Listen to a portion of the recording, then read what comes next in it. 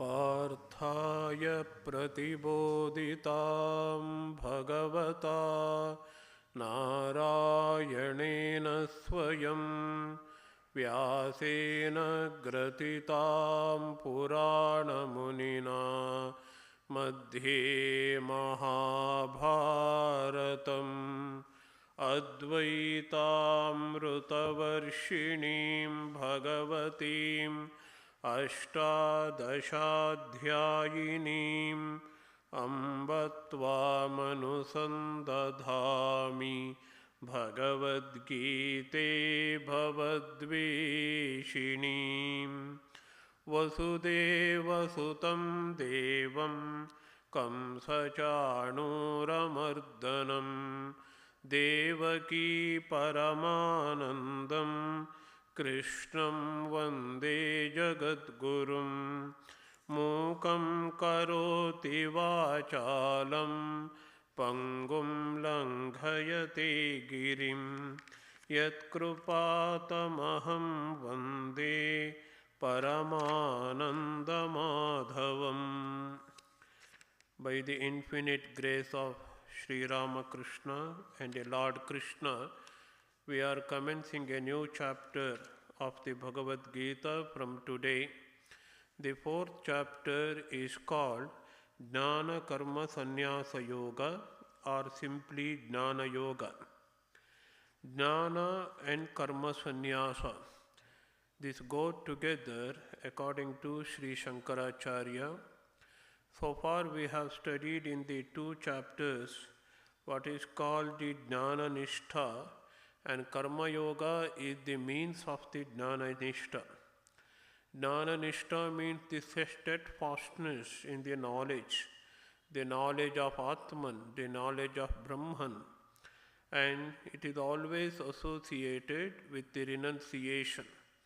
The renunciation and the Jnana Nishtha, the steadfastness in knowledge, go together. And Karma Yoga is the means, Karma Yoga is the sadhana, and Jnana Nishtha is the sadhya. And Jnana Nishtha is always associated with the sannyasa. So the essence of the two chapters we have studied so far, the second and the third chapter. The second chapter we know is Sankhya Yoga, and the third chapter is Karma Yoga. According to Shankaracharya, the essence of the teaching is Jnana Nishtha. And why Karma Yoga is prescribed? Karma Yoga becomes the means or the sadhana of the Jnana Nishtha. Karma Yoga Upayaha Jnana Nishtha Lakshanaha Sasanyasaha Adhyaya Dvayena Uktaha. These are the very words of the Shankaracharya's commentary. And he now gives connection to the present chapter. According to Shankaracharya, the Vedartha, the very essence of the teachings of the Veda, or the Upanishad, or in this case the Bhagavad Gita, is culminated in these two chapters. That is Jnana Nishtha, that is the sadhya, the goal through which one can attain the liberation, and the means of the Jnana Nishtha is the Karma Yoga. So Karma Yoga has been instructed in the third chapter, and Karma Yoga and the Jnana Yoga have already been instructed in the second chapter. So the whatever teaching has to be done has already been completed. Vedarthaha Parisamaptaha. So what are the two paths of the Veda? Two goals of the Veda. One is the Pravrutti Lakshana Dharma, another is Nivrutti Lakshana Dharma. Pravritti Lakshana means engagement with the word through the work is called the Pravritti Lakshana. This Pravritti Lakshana Dharma has to be transformed into Karma Yoga. That is the teaching of the Gita. And Nivrutti Lakshana, that is the renunciation or the knowledge, steadfastness in knowledge, jnana nishta comes afterwards. Jnana nishta is the goal, complete absorption in the Brahman or Atman, that is the jnana nishta, and it comes with the natural propensity to the renunciation. That comes later. That is the goal, that is the sadhya. But the way to do it is always karma yoga. So pravritti lakshana and nivritti lakshana both are instructed in the last two chapters.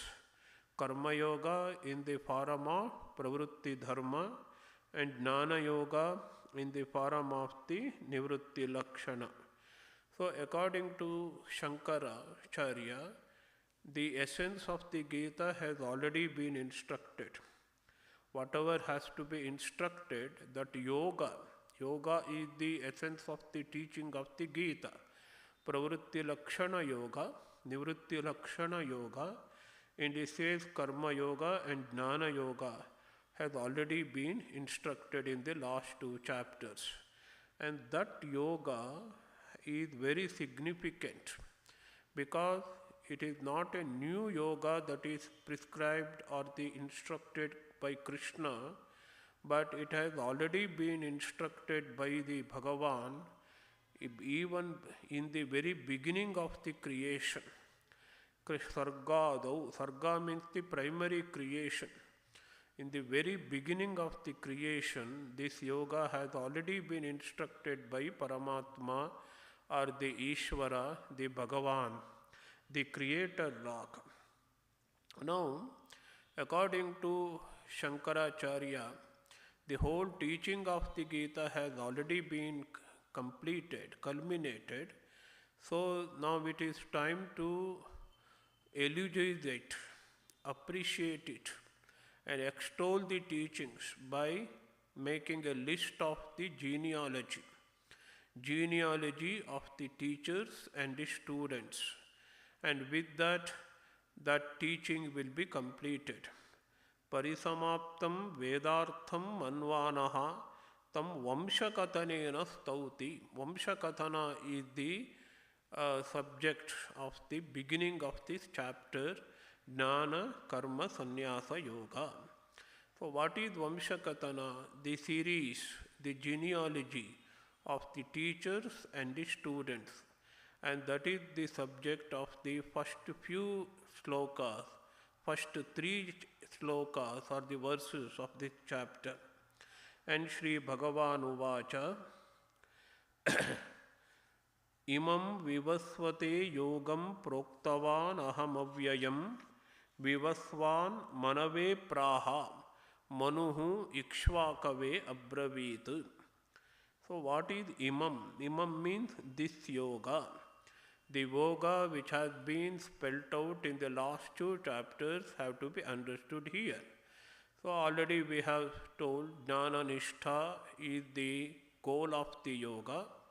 Steadfastness in the knowledge of Atman or the Brahman is the goal of the yoga, and the method to be followed or the means to be followed is Karma Yoga. This yoga, what has been instructed in the last two chapters, Karma Yoga and Sankhya Yoga, that yoga, Vivasvan Proktavan Aham. I instructed this to Vivasvan. Who is Vivasvan? The sun god is the Vivasvan here. When I did instructed, I instructed it in the Sargadav. That means in the beginning of the creation, not now. In the beginning of the creation itself, I, the creator God, the Ishvara, have instructed these to Vivasvan or the Aditya or the sun god. So why you have instructed this? This dharma is very essential. This yoga is essential for the sustenance of the world. Jagat Paripalayutru. And who are the people who sustain this world, protect this world? The Kshatriyas, the warriors. The warrior clan or the family of the warriors called Kshatriyas in Indian tradition, are the custodians for the protection of this world. They are the rulers of the land. So this yoga is very essential for them. And because this yoga infuses power in them, the yoga infuses a kind of energy. It gives a spiritual sustenance for them. So I have instructed this yoga not to the Brahmins, but to the Kshatriyas, Proktavan, to kings. Kshatriyanam baladhanaya. This is the word used by Shankaracharya. I have instructed them to infuse vigor in the Kshatriya so that they can protect the world. Why you have done so? Why you try to infuse vigor in the Kshatriyas so that they can protect the whole world or they protect the other people? The purpose is, if you want to protect the Brahmins, Brahmins cannot protect themselves. Brahmins protect the Dharma. They protect the Dharma by following the Dharma. Here Brahmins doesn't mean the caste Brahmins. Brahmanas mean those who protect the Dharma, to protect the Brahma, they are called the Brahmanas. Brahma here is Dharma. Dharma has to be protected. By following the Dharma, you will protect the Dharma. Dharmo rakshati rakshitaha. Dharma has to be protected so that Dharma will protect us. And who are the custodians, traditional custodians of the Dharma? The traditional custodians of the Dharmas are called the Brahmanas. And who will protect the Brahmanas physically so that they can conduct themselves, they can follow a lifestyle without being interrupted, without being obstructed, without being attacked by the forces or the external forces or the enemies. And who will protect them? The Kshatriyas will protect them. The Kshatriyas will protect the Brahmanas. Brahmanas, by their own lifestyle, by their conduct, their wisdom, by learning, they protect the Dharma. So when Dharma is protected, the whole creation is protected. And being the creator of this world, it is the duty of the Lord, Ishvara, the God, to protect the Dharma, because Lord not only creates this universe, Lord also has to sustain the universe. Lord is not only creator. Who is Ishvara? Ishvara is the Srishtikarta as well as the Palanakarta. So in order to sustain this universe, he has to instruct the Dharma or the Yoga, and some section of people have to live by the conduct of the Dharma. That is very essential. So when Dharma is protected, and the Dharma will protect the whole universe. If nobody follows the Dharma, and there will be a chaotic condition, and there will be destruction of the social system. And all these ideas we have already learnt in the 3rd chapter as well as the 2nd chapter. That is why, in order to infuse a spiritual energy, spiritual strength in the Kshatriyas, I have instructed to the kings, not to the Brahmanas per se. So, yoga balena yuktaha. By the yoga bala. This is not in the Gita, this is in the Shankara Bhashya. By the yoga bala means what has already been taught to, instructed in the 2 chapters, Jnana Yoga and Karma Yoga. With this strength, the Kshatriyas will be able to protect the Brahmanas, and the Brahmanas, in turn, by their conduct, learning and wisdom, they will be able to protect the Dharma. And this is the purpose of the Lord. So I have instructed this yoga to the Vivaswan in the beginning of the creation itself. Vivaswan means Aditya or the Surya. So, when Brahma and Kshatriya, the Brahmins, those who are following the Dharma, and Kshatriya, those who are protecting the Brahmanas, are paripalite, when they are protecting the word. So Brahmanas have to protect the Dharma, and Kshatriyas have to protect the Brahmanas, those who are following the Dharma. And that is what is tantamount to protection of this world, the sustenance of this world, or the paripalana of this world. So with this great objective in mind, the Bhagavan, the Creator God, the Supreme God, called Ishvara, has instructed. Who is that Ishvara? I am that Ishvara, Krishna says. Aham proktavan. This is very important. Ishvara is not different from me. The same Ishvara has taken birth in my form as Krishna now. Krishna is an incarnation, the Bhagavan, incarnation, the avatara of the Supreme Lord. So that I have instructed in order to sustain this word. Paripalayitum. This is enough. If Brahmanas and the Kshatriyas are sustained or protected, then it is enough for the protection of the whole world. All other sections of the people will be protected by the performance of the Dharma, by the Brahmanas, and also the protection of the physical protection of the Kshatriyas. And that is the meaning of the protection. That is why Krishna, or the Creator God, chose Kshatriya kings to instruct this yoga. So what kind of yoga it is? Imam vivasvate yogam proktavan avyayam yogam. This yoga is avyaya, imperishable. It is not at all destroyed. It is always there. It is eternal yoga. How yoga, an instruction, can be eternal? The yoga is eternal because it gives instruction about the avyaya.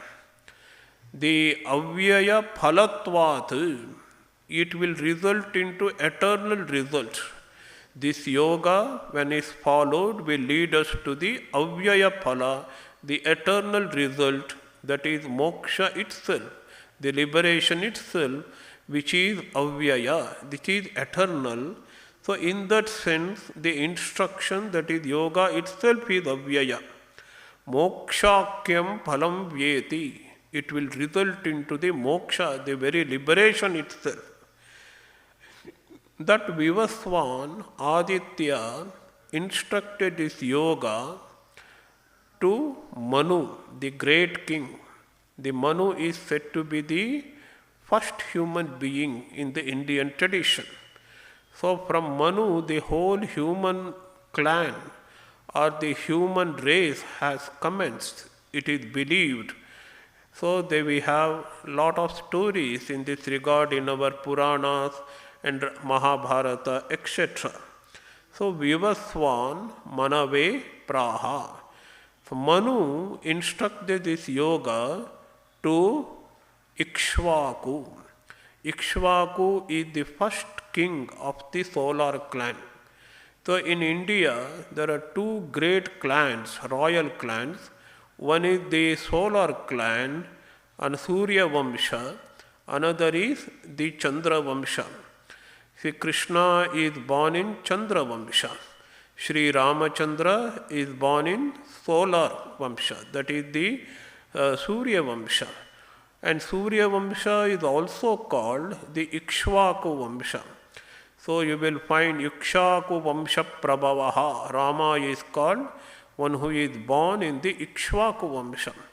So Ikshvaku is the first king, considered to be the first king. Actually, literally speaking, Manu is the first king.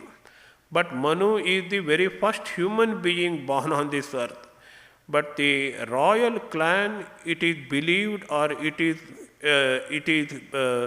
said that it has commenced from the Ikshvaku. The clan, royal clan, has its beginning in the Ikshvaku. So Manu is the father and Ikshvaku is the son. So Ikshvaku got this instruction from his father Manu. Ikshvakave praha. Ikshvaku is the Adi Raja according to Shankaracharya. Ikshvakave swaputraya Adirajaya praha. So this is the genealogical account of the Guru Shishya Parampara, you can say. The Parampara, the series of the teachers and the teachers, gurus and the Shishya, the disciples. So often it is a common practice in Upanishads to tell the account of this genealogy of teachers and disciples in order to extol the importance, the significance of the Brahma Vidya or the knowledge of the Brahman. Now the second shloka says, Evam parampara praptam imam rajarshayaha viduhu sa kaleneha mahata yogaha nashtaha parantapa. So Krishna addresses Arjuna as Parantapa. It has got a very significant meaning. According to Shankaracharya, para means the enemies. Para means Atmanaha Vipaksha Bhutaha. Those who have stand against one is called the para, the enemies. Tapaha, one who burns the enemies, one who scorches the enemies like the fire. And that person, that great warrior, any great warrior who brings about the destruction of the enemy is called the Parantapa. So Arjuna is capable of the destruction of the enemies. That is why Krishna addresses Arjuna as Parantapa, the scorcher of the enemies.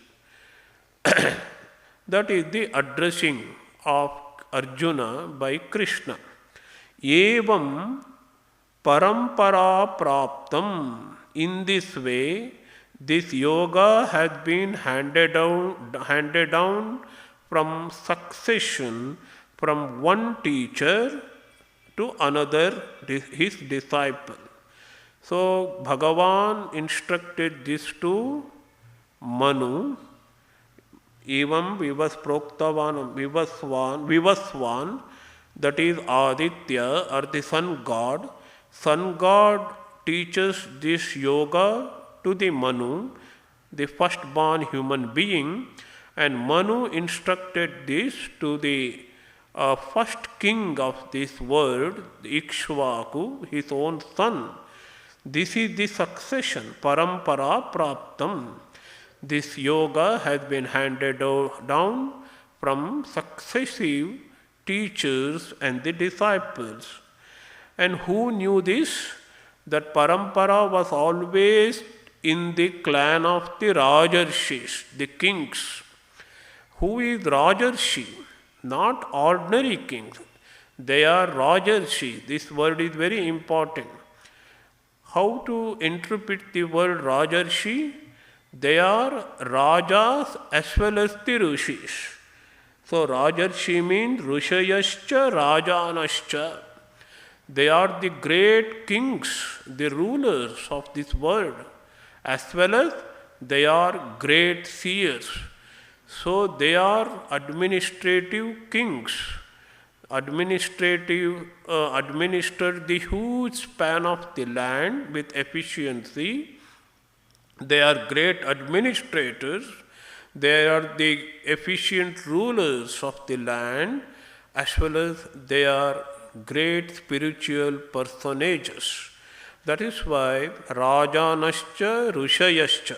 They are both great kings as well as the great seers, the Rishis. That is why they are called the Rajarshi. So we have several Rajarshis in our tradition. The Janaka, the father of the Sita, is one of the Rajarshi. So we have names like this Ashwapati, and even Vishwamitra was one of the Rajarshi. So they are all great spiritual personages and also great administrators. They are the rulers of the kingdoms, great kingdoms in ancient India. So imam Rajarshayaha viduh. The yoga was the propriety or the property of the Rajarshis. So there is no mention of the Brahmins clans at all. The yoga was the wealth handed over in successive manner from teachers to disciple among the Kshatriyas, from the Rajarshis. So one Rajarshi handed over this Vidya to the another Rajarshi. So this is the disciple is a Rajarshi, as well as the teacher is also a Rajarshi. So Rajarshayaha viduhu imam yogam, this yoga. But unfortunately, sa kalena iha mahata kalena. Due to the long span of time, what happens? This yoga became extinct, as if not extinct, it degraded due to the lack of qualification among the recipients. So the earlier kings were Rajarshis. They were spiritual people, spiritually also they were very great people. They followed dharma and they were the best recipients, qualified recipients of the yoga. But in course of time, what happens is, according to Shankara, they have lost that vigor. They have become weak spiritually and physically. That is why this yogaha nashtaha, yoga became, was lost in due course of time, after a long time. So, and in this next shloka, the introduction to the next shloka, Shankaracharya writes the reason why yoga is lost. The teaching is lost, the instruction, spiritual instruction that was handed over from the great Lord, the created Lord Ishvara, from him to Vivaswan, that is Aditya, the great sun god to the Manu, Manu to Ikshvaku. And afterwards it was handed over from one disciple, guru to another disciple. Both were Rajarshis. Only Rajarshis knew about this yoga. But in course of time, the two defects crept into the personalities of these kings who were supposed to be the recipients of this yoga. Though the yoga instruction was handed over, they were not qualified enough to receive the instruction because of the two defects. What are the two defects? One is, according to Shankaracharya, they were weak, durlabhan. They were weak in their body and also they weak in their mind. Essentially, they are weak in their senses. They are not able to control the mind and control the senses. They have no control because in order to receive the knowledge, one should be robust in the body, senses and the mind. Not only physical strength is required, the mental strength also required, and the senses are to be controlled in this to receive the yoga in a proper manner. So the two defects are highlighted by Shankaracharya among the recipients in the later period who are unable to receive the yoga. What are they? Durlabhan ajitendriyan. Jita indriya means those who are able to control the indriyas. Those who are not able to control the Indriyas are the Ajitendriya. They were weak in general. In particular, they were not able to control their Indriya. So when yoga is received, or the instruction is received by such people, naturally that yoga will be lost. The vigor, the efficacy of the yoga will be lost. So this is the condition. Then what happens is, this yoga, the word, is divide of the Purushartha. The yoga used to give the people the means to attain the Purushartha. What is Purushartha? We have 4 Purusharthas: Dharma, Artha, Kama and Moksha. Dharma should be the means. Dharma is the means of other Purusharthas. When you follow the Dharma, the right path, the righteousness, the good conduct, you will be able to get the Artha and Kama. Artha means the wealth as well as the Kama, the desired objects. But the ultimate goal, the Parama Purushartha, is Moksha. So when you are not able to follow the Dharma, when you are weak in body and mind and in spirit, and when you are not able to control the Indriyas, and you will not be able to follow the Dharma, let alone getting the moksha. If you are not able to follow the Dharma, you will be bereft of the goals, of achieving the goals of Dharma, Artha, Kama and also the moksha. So that is what Shankaracharya says in his introduction to the next slok. Loka, the whole world became bereft of the Purushartha. Apurushartha Sambandhinam. So the whole world lost a means of attaining the goal of Artha, Kama and the Moksha. Artha, Kamas are not much intended here, but the Moksha is very much intended here. The whole world lost the means is the yoga through which one can attain the liberation. Yoga is meant for the liberation or the moksha. When means is lost, the method is lost, of course the attainment of the goal, the moksha, is also it becomes a very distant goal or the distant dream for the practitioners.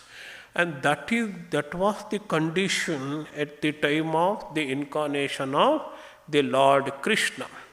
So, when this depressing condition was there, very what you call the yoga is very essence of the yoga is lost, and there are no people who are able to receive that. So there was a degradation in every sense of the word. So when this time, it is I am reviving the tradition of the yoga. Krishna says, I am reviving the tradition of the yoga, teaching. How? By teaching this yoga to you. I have already instructed this, Jnana yoga and the Karma yoga. Sa eva ayam maya te adhya yogaha proktaha sanatanaha. Sa eva ayam maya te adhya yogaha proktaha sanapuratanaha. Bhaktosi me sakha cheti rahasyam hi etaduttamam. The same yoga, sa eva ayam, the same yoga. What is that same yoga? That I have instructed in the beginning of the creation to the Vivaswan. The same yoga has been handed over from Vivaswan to Manu, Manu to Ikshvaku. The same yoga, I am imparting this to you. Sa eva ayam maya te. Te means to you. Adya yogaha, now, today, at this instant of time, yogaha prokta, I have already instructed. I have already instructed the same yoga which has been handed over from the successive generation of the teachers and disciples. From the beginning of the creation, the same yoga I have already imparted, I have already instructed, I have already taught to you in the last two chapters, that is Sankhya Yoga and the Karma Yoga. Adya Proktaha.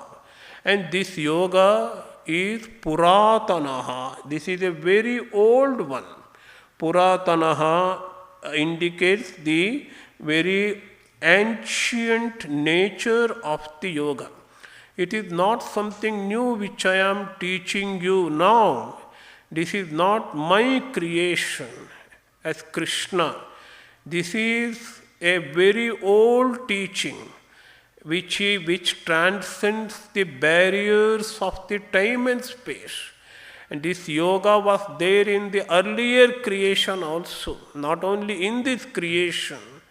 So we have the concept of the Chatur Yoga. Chatur Yoga, the first one is the Kruta Yoga, Treta Yoga, and Dwapara Yoga, as well as the Kali Yoga. So this is one cycle of creation. The yoga we find in this creation, the teaching of Lord Krishna, the Bhagavadgita, and the same yoga was there in the earlier cycle of creation also. The cycle of creation in the form of the 4 yugas is called one kalpa. 4 yugas combined together is called one kalpa. The yoga is something eternal. It was there in the earlier kalpa also, consisting of 4 yogas. And it was there in the earlier also. So there is no beginning and end to this kalpa. It is cyclic in nature. So in other traditions, in other religions, we have beginning of time and the end of the time.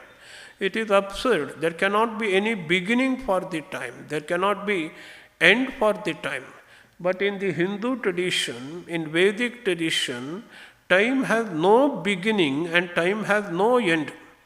So the yoga, the teaching, the wisdom, the knowledge also has no beginning and the end. The same yoga which was there earlier, I am teaching this to you. And it is Puratanaha, the ancient. It was there in the earlier kalpa also. So, sa eva ayam maya tedya yogaha proktaha Puratanaha. Why I have selected you, O Arjuna, for imparting this yoga? I have not instructed this yoga to your elder brothers, Yudhishthira or Bhima, not even to your younger brothers, the 2 twins, Nakula and Sahadeva. I have chosen you, Madhyama Pandava. So Arjuna is called Madhyama Pandava. Of course, even Bhima is called Madhyama Pandava. But here the Madhyama Pandava, one who comes in the middle. So there are 5 brothers. The third one is Arjuna. So Madhyama Pandava, I have chosen you.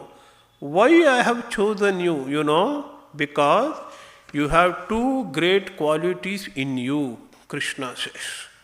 You have 2 great qualifications in you. You are arhata it is called, qualifications. What are the qualifications? In very simple manner, Krishna says, Bhaktosi me sakha acha iti. You are my friend and you are my devotee also. So now we have understood what are the qualities we should have in order to get qualified for the teaching of Lord Krishna. We have to be friend of the Lord as well as we have to be devotees of the Lord. The Sakhya Bhava we have to develop in Krishna. It's a great lesson for us. We have to be very, very close to the Lord. So even if you say, I am a devotee of the Lord, there is a kind of distance between us and the Lord. If I say, I am a devotee of Sri Ramakrishna, there is a small distance. Oh, Ramakrishna is very great. Ramakrishna is Supreme Lord. Ramakrishna is at the lofty pedestal as if I am a very lowly figure. There is a distance. There is a kind of low and higher gradation. But among the friends, there is absolutely no distinction at all. I belong to you. You belong to me. So Krishna advises the devotees to make Lord one's own. And even one place he says, you are my bhakta is my self itself. Atma bhuta. Bhakta is not different from me. Bhakta is my own Atman. Jnani tu atmaiva me matam. So among the four kinds of the devotees, Artho, Jidnasur, Artharti, Jnani cha Bharatarshava, the four classification of the devotees. Artha means one who is in distress condition, he becomes a devotee of the Lord because of his very difficult condition of life. Artha. Jidnasu means one who wants to know about the God. He is after the knowledge of the God. Jidnasu. And third one is Artharti, one who is after the wealth, the empirical pleasure of these worlds. And he also becomes a devotee of the Lord. The best among them, according to Krishna, is Jnani, one who thinks Lord is not different from me. I am the Lord. He is my own Atman. I cannot make any difference between myself and the Lord. Jnani tu atmaiva me matam. So Krishna says in the Gita, Bhakta is my own self, and even the Bhakta considers me as his own self. So as self there is absolutely no difference. I am his Atma and he is my Atma. So such closeness, thus such non-distinction comes only when you consider Lord as your own friend. In that Sakhya Bhava, in the closeness of the friendship, you will find that non-distinction. That is very much required for imparting the knowledge, getting the knowledge. Lord is not something outsider. He is not an outsider. He belongs to me. He is my dear one and near one. When you have that affection, the closeness of a friend, friendship with the Lord, then one will be qualified for getting this knowledge of yoga imparted in the Bhagavadgita. So Arjuna has got both the qualifications. He is a devotee as well as the friend. So whether the friendship is different from being a devotee, no. If you are a good devotee, you will have that closeness or the friendship with the Lord. That is the meaning. So you have both qualifications. Bhaktosi me sakha cheti. Since you are my devotee as well as a close friend, if you study Mahabharata, you will find the great intimacy of Lord Krishna and the Arjuna. They were very intimate to each other. Even in ordinary level, empirical realm, they were great friends.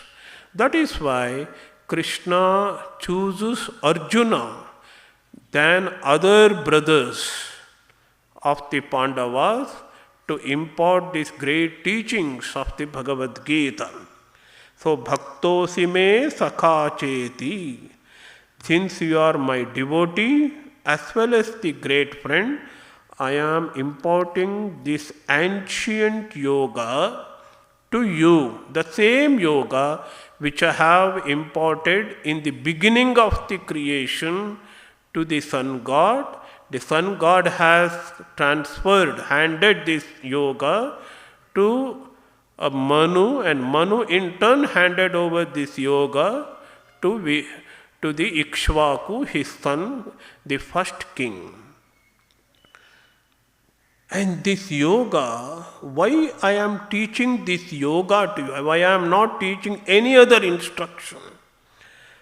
There are many vidyas, there are many types of knowledge. Why I am teaching this particular yoga to you? And Krishna says in the end, because uttamam hi etad rahasyam. Etad uttamam rahasyam. This is a very significant word. It needs lot of explanation. This is a secret. It is an esoteric teaching. It is a secret teaching. It is not only a secret teaching, it is one of the best of the teachings. Uttamam rahasyam. It is a great secret, you can call it. It is not only an ordinary teaching, it is the great teaching that can be received by anyone. What is the meaning? Why it is secret? We have books published. Bhagavad-Gita is the most circulated work in this world other than the Bible. Of course, Bible is the most popular. They say Bhagavad-Gita is only second to that, most popular. And everybody reads Bhagavad-Gita and tries to understand this. And how Bhagavad-Gita, the yoga imparted in the Bhagavad-Gita becomes a secret teaching. Secret, how it becomes? Because secret doesn't mean here something that to be hidden from others. Secret because it is very valuable teaching.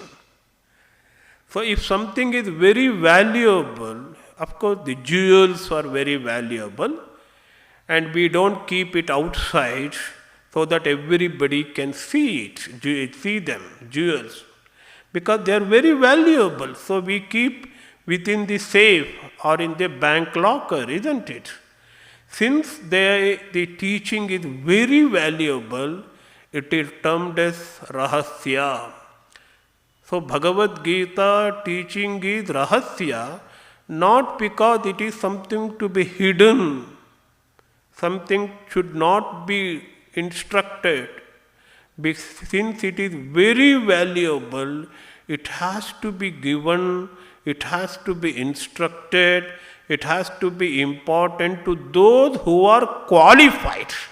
That is why the teaching is said to be secret. So the same terminology is used for the Upanishads also. Upanishad Vidya, the teachings of the Upanishads are very sacred.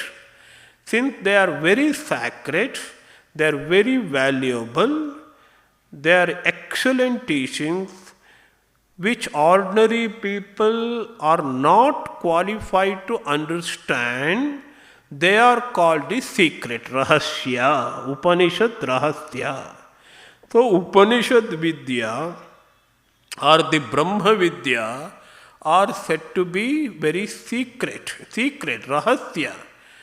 Not in the sense they are to be kept, they are only meant for a section of people. No, it is not like that. Since they are very, very valuable, it is very difficult for ordinary people to understand the significance of the teaching, and they are to be instructed for only the qualified people. So these Upanishadic teachings are said to be Rahasya in our Indian tradition. And Bhagavad-Gita is the essence of the Upanishad. Therefore, the Bhagavad-Gita is also Brahma Vidya.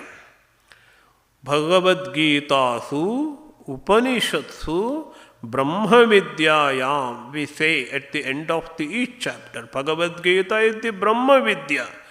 So, since it is Brahma Vidya, which is akin to, which is not distinct from any Upanishad, Brahma Vidya is Upanishad.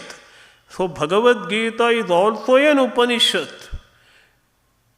In quality and its content, it is not at all inferior to any Upanishad. That is why this Bhagavad Gita teaching, the yoga which is instructed in the Bhagavad Gita is also Rahasya. Not only it is Rahasya or the secret teaching, esoteric teaching, it is Uttamam Rahasyam, Krishna himself says. It is the greatest of the teaching. You have the Upanishads, but Upanishads to understand, to analyze the teachings of the Upanishads and to discover the essence of the teachings and follow it in our life is extremely difficult in this age. In this contemporary age, and people are dynamic in nature, they are very active, they are after money, they are after some prestige in the life, they are after the status, they are after the affluence, they are always dynamic, full of rajas. The Upanishads may not be suitable for this age, except for those who are very highly caliber people. You should have a caliber to study the Upanishad. You should have the piercing intellect. You should have enough of time. You should have leisure. And you should have the calmness of the mind. And you should also have undergone some spiritual disciplines in order to study the Upanishads and understand the Upanishads. But Gita doesn't require that qualification at all. As you can have seen already, Gita is meant for the dynamic people, the people of the world, who are always engaging in one work or the another. Gita teaches how to transform that dynamism into spiritual dynamism. It should not be a blind kind of dynamism, the worldly dynamism, where the goal is only name and fame and money and pleasure. It should be a spiritual dynamism. The goal should be spiritual liberation. The same work which we are doing for the sake of names, fame, money and status in society, we can transform that work into spiritual dynamism that will give us freedom, that will give us the spiritual liberation, the moksha itself. That is the essence of the Gita.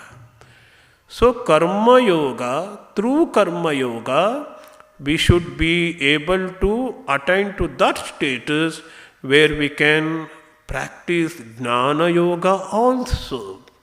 Karma Yoga is the means, and as Acharya just now we have read, Jnana Nishta, the steadfastness in knowledge, that knowledge gives us liberation, is the goal of the Bhagavad Gita.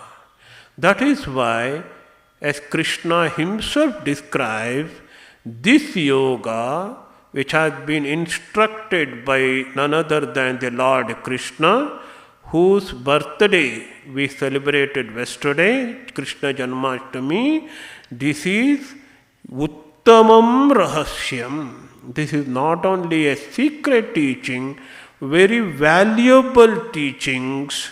I told you repeatedly, secret doesn't mean something to be hidden, something to be not given to certain section of people. No, it is not the meaning, it is not the right interpretation of the word secret. The correct intention of the word secret or the rahasya is, it is very, very too valuable, very valuable and very, very important teaching to be given to ordinary people. That is the meaning. It is not only rahasya, secret teaching, it is uttamam rahasyam, very great teaching. It is great teaching for the contemporary world. Upanishads are also great teachings, no doubt about it. But for the contemporary world, for the modern world, the Gita teaching is very significant and very contemporary and very relevant. That is why Krishna says, this teaching of the Gita or the yoga I have already imparted to you in the last two sections, the last two chapters is Uttamam hi rahasyam. Uttamam for this yoga is a very great secret. Then Arjuna questions Krishna here. Arjuna has got a very pertinent question here. Krishna, he misunderstood the connotation that I have instructed this yoga to the Aditya or the sun god in the beginning of the creation. How can Krishna, who is born here at the present age, in the womb of the Devaki, he is called Devaki Putra. So he was born in Dwapara Yuga. How can Krishna can impart this teaching in the beginning of the creation? Creation starts in the Kruta Yuga. In the beginning of the creation, how can Krishna appear and teach us this to the sun god? How it possible? Sun god was born or expressed, manifested himself in the beginning of the creation. And Krishna was born in the Dwapara Yuga after several thousands of years. How can this personality called Krishna can impart this knowledge to the sun god who was born several thousand years ago?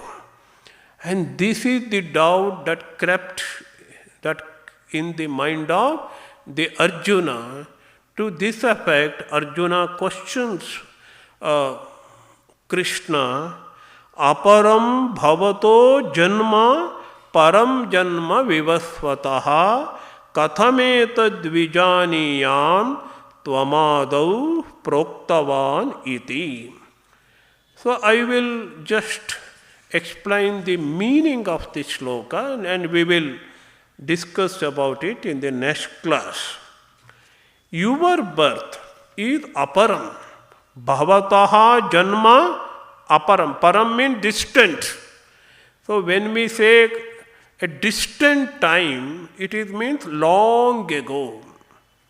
After a long ago means we say long ago. Long ago means a distant span of time has passed between that incident I am narrating to the present time.